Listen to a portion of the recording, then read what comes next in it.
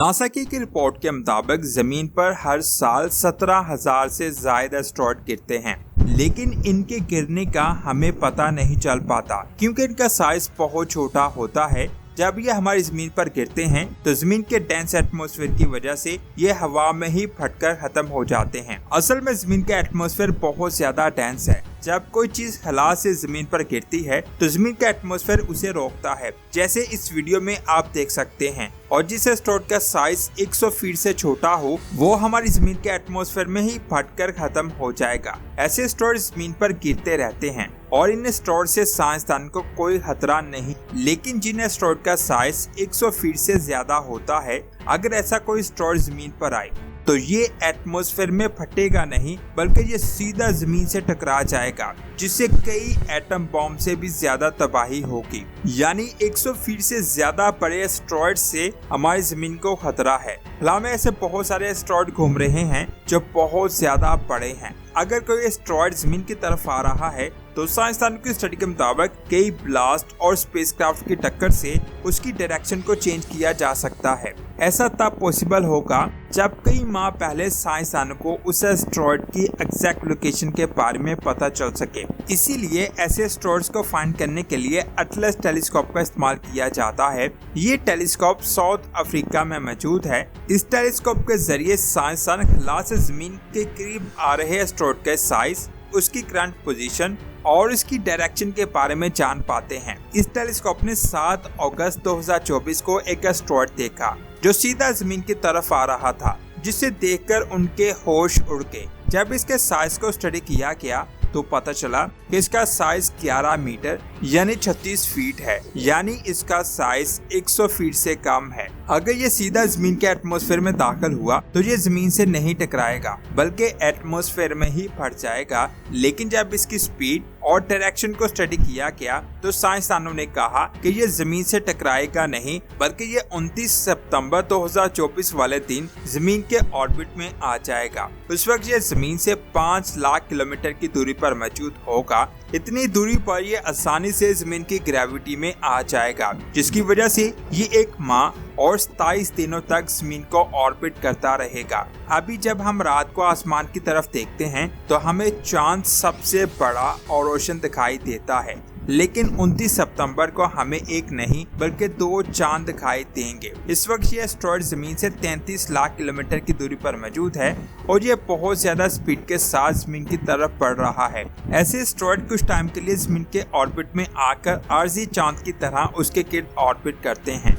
ऐसे एस्टेरॉयड जमीन के गिर्द अपना एक चक्कर लगाते हैं, उसके बाद जमीन के ऑर्बिट से निकलकर सूरज के ऑर्बिट में चले जाते हैं और ये एस्टेरॉयड जमीन के गिर्द अपना एक चक्कर 1 माह और 27 दिनों में कंप्लीट करेगा। पहले भी ऐसे बहुत सारे एस्टेरॉयड जमीन को ऑर्बिट कर चुके हैं। 2006 में एक एस्टेरॉयड जमीन के ऑर्बिट में पहुंचा और इसने पूरे 1 साल तक जमीन को ऑर्बिट किया। इसका डायमीटर 3 से 6 मीटर के बीच था। इसके बाद 2018 में एक और एस्टेरॉयड जमीन के ऑर्बिट में पहुंच गया और आप ये जानकर हैरान हो जाएंगे कि इसने 2 सालों तक जमीन को ऑर्बिट किया। और अब एक बार फिर से PT5 एस्टेरॉयड 29 सितंबर को जमीन के ऑर्बिट में आने वाला है। इसके अलावा एक और ऑब्जेक्ट है जिसे जमीन का दूसरा चांद कहा जाता है और ये ऑब्जेक्ट 100 BC से हमारी जमीन को ऑर्बिट कर रहा है। इसका नाम FW13 है। ये ऑब्जेक्ट जमीन से 90 लाख किलोमीटर दूर मौजूद है। नासा ने इस ऑब्जेक्ट को कोसी मून की लिस्ट में शामिल किया है। कोसी मून ऐसे ऑब्जेक्ट को कहा जाता है जिनकी शेप पूरी तरह से गोल या परफेक्ट नहीं होती।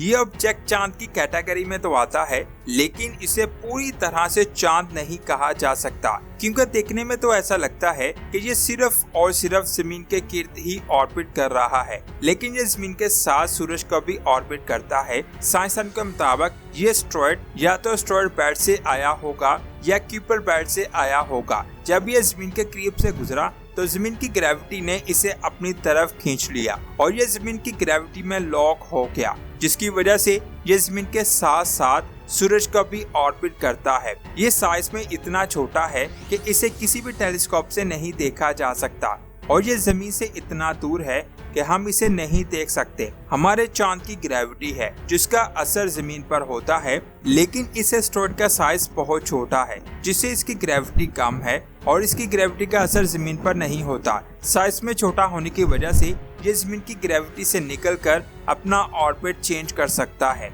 और ये भी पॉसिबल हो सकता है कि ये सीधा जमीन से टकरा जाए। जैसे कि मैंने पहले बताया कि इससे पहले भी बहुत सारे एस्टेरॉयड जमीन की ग्रेविटी में लॉक होकर हमारे कोसी मून बने हैं, लेकिन वक्त के साथ साथ वो जमीन की ग्रेविटी से निकलकर स्पेस में घूमने लग जाते हैं और ये एस्टेरॉयड भी 3700 में जमीन की ग्रेविटी से निकल जाएगा। अगर देखा जाए तो हमारा चांद भी जमीन से दूर जा रहा है और एक वक्त ऐसा आएगा जब ये हमारी जमीन की ग्रेविटी से निकलकर स्पेस में चला जाएगा। ऐसा होने में कई अरब साल लग जाएंगे। इसके अलावा हबल टेलीस्कोप की मदद से साइंसदानों ने एरिडेनस कॉन्स्टेलेशन में 2 गैलेक्सीज की बहुत ही शानदार तस्वीरों को कैप्चर किया।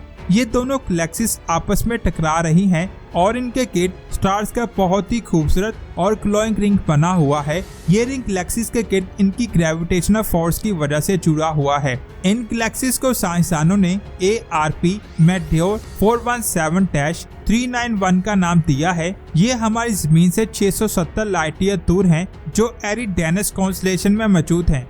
इस कॉन्स्टेलेशन को साउथर्न हेमिस्फीयर में आसानी से देखा जा सकता है। इस तस्वीर को हबल के एडवांस कैमरा फॉर सर्वेस की मदद से कैप्चर किया गया है। इस कैमरा को कायनात में सबसे पहले बनने वाली गैलेक्सीज को ढूंढने के लिए खास तौर पर डिजाइन किया गया था और इसे 21 नवंबर 2022 को यूरोपियन स्पेस एजेंसी ने रिलीज किया था। एक बार फिर से बात करते हैं उन गैलेक्सीज की। ये दोनों गैलेक्सीज एक दूसरे से टकराने की वजह से तबाह हो चुकी हैं और तबाह होने के बाद भी ये एक दूसरे के करीब एक रिंग में मौजूद हैं। जून 2019 में हबल टेलीस्कोप ने एक और गैलेक्सी मर्जर को डिस्कवर किया था, जिसको ARP मॉडरेट 2026-424 कहा गया है। इस गैलेक्सी के किट भी इसी तरह का एक रिंग बना हुआ था, लेकिन वो देखने में रिंग बहुत ज्यादा खूबसूरत लग रहा था। साइंसदान को कहना है कि गैलेक्सी मर्जर में रिंग का बनना बहुत ही रेयर है। ऐसी गैलेक्सीज के किट ये रिंग उस वक्त बनते हैं जब 2 गैलेक्सीज जोर से एक दूसरे से टकराती हैं,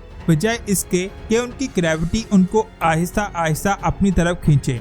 नासा का कहना है कि ये रिंग बहुत कम अरसे के लिए बना है। इनकी ज्यादा से ज्यादा उम्र 100 मिलियन साल होती है। इसके बाद स्टार्स वापस अपनी पेरेंट गैलेक्सी में जाना शुरू कर देते हैं, जो इसके बाद 1 बिलियन साल से लेकर 2 बिलियन साल तक एक ही गैलेक्सी की शक्ल इख्तियार कर लेते हैं। इस वक्त कायनात में 100 के करीब गैलेक्सी मर्जर रिंग्स को डिस्कवर किया जा चुका है। अगर आपको ये वीडियो सच में अच्छी लगी है तो इसे लाइक और शेयर लाजमी करें, क्योंकि दोस्तों ऐसी वीडियो बनाने में बहुत मेहनत होती है। आप लाइक और शेयर करते हैं तो हमारा हौसला बढ़ता है। अगर आप ऐसी ही और वीडियोस देखना चाहते हैं तो हमारे चैनल को सब्सक्राइब करके बेल आइकन को प्रेस करें। मिलते हैं एक और शानदार वीडियो में। अपना बहुत सारा ख्याल रखें। अल्लाह हाफिज।